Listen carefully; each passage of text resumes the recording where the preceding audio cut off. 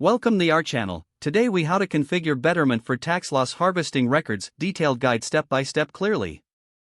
To configure Betterment for tax loss harvesting records, begin by logging into your Betterment account. Navigate to the Portfolio Overview section. Locate and click on the Tax tab. Under the Tax tab, find the option for tax loss harvesting.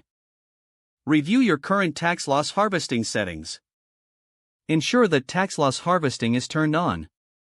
Familiarize yourself with the criteria for tax loss harvesting provided by Betterment.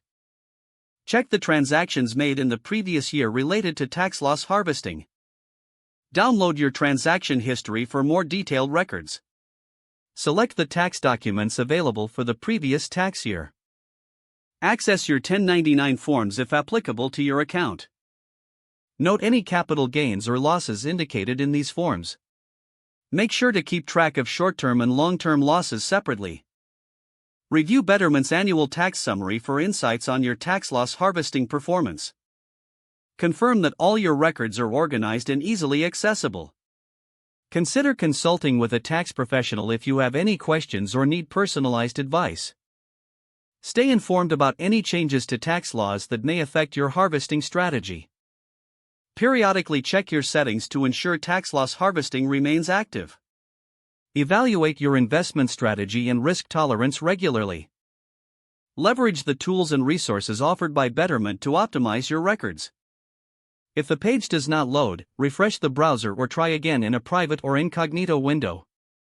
Make sure you are using the correct email address, then retype it carefully to avoid small typos. If your password is not accepted, use the reset option and create a new strong password you can remember. Check your spam folder for verification or security emails, then complete any requested confirmation steps.